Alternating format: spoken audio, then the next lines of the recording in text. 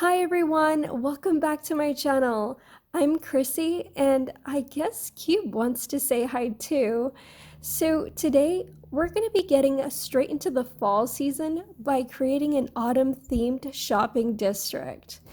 And we will be building 3 different buildings using this space, and all of this build was inspired by the picturesque streets of Nantucket, Massachusetts during their fall season. So I just wanted to give a quick shout out to anyone that's from there. All right, with that said, let's get started. So to start off our build, we want to place all of our pathing down to make it easier to place all of our items later on. And I chose this dark brick pathing because of the warm tones that goes perfect with our autumn themed streets. And the creator's name is Colin, and he made a plethora of autumn themed creator codes. So there are plenty of options for fall lovers like me to choose from. If you guys want to check him out, I will be leaving his info in the description down below. Alright, so now that we're done with all of our pathing, we can go ahead and start with our buildings. And I wanted to make this build different than all of the other ones that I've done, simply by trying my hand at making my own simple panels. Like I mentioned before, I wanted to model this shopping district after the streets of Nantucket, and I couldn't seem to find anything that comes close to resembling their beautiful buildings. So I decided to make my own, and I have to tell you, I'm kind of proud at how they turned out for being a first-time creator.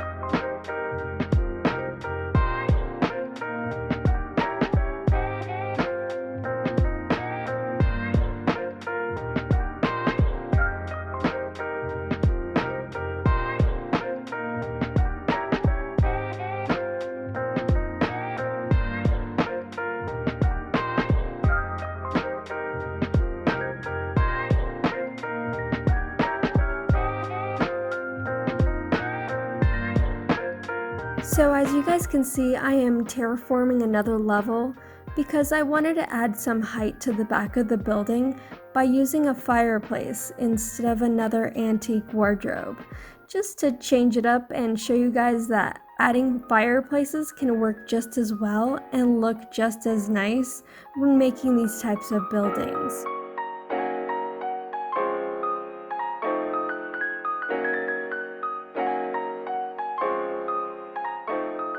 Okay, so normally I would finish the entire second floor before going to the lower part, but in this build, I didn't want to make you guys wait till the end to see what the finished building was gonna look like, just in case you wanted to make 1 or 2 of these buildings instead of all 3, like how I'll be doing.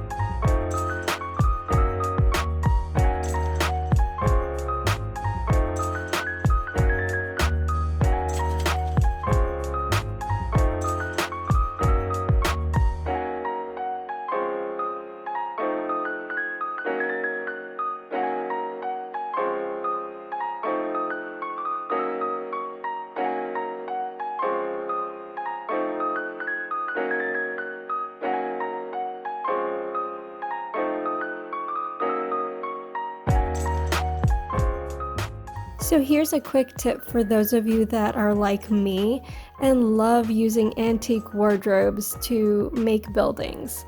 If you're going to be placing anything on top, then it's always a good idea to place the items on the side of the wardrobe that doesn't have the door.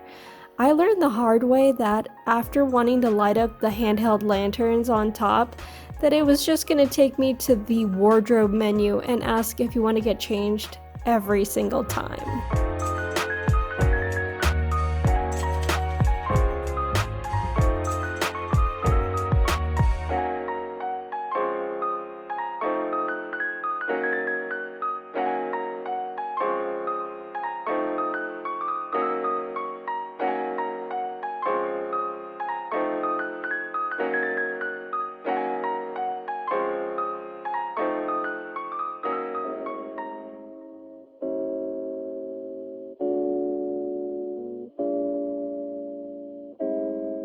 Alright, so this is roughly what the second floor will look like once you're finished.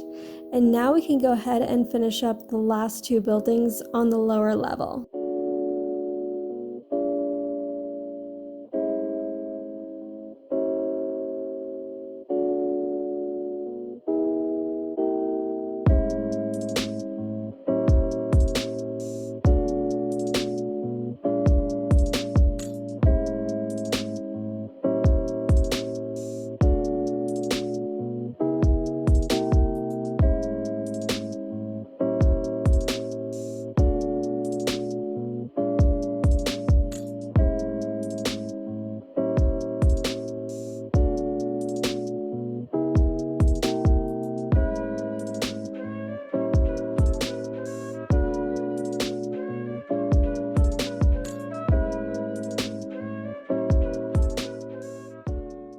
So on this part, I just wanted to point out that I used the festival confetti machine, specifically the red one, and hid it behind the cart.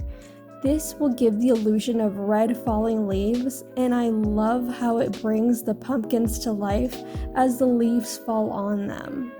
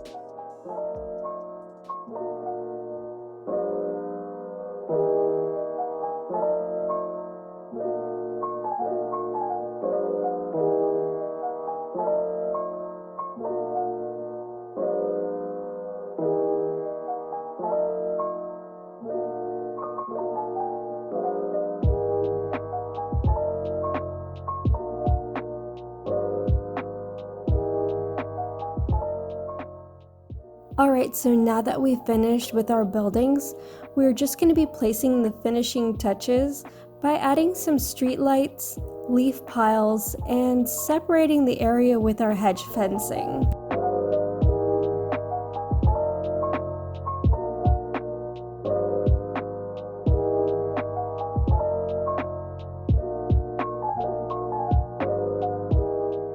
Alright, and now it's time to do the final walkthrough of our autumn-themed shopping district.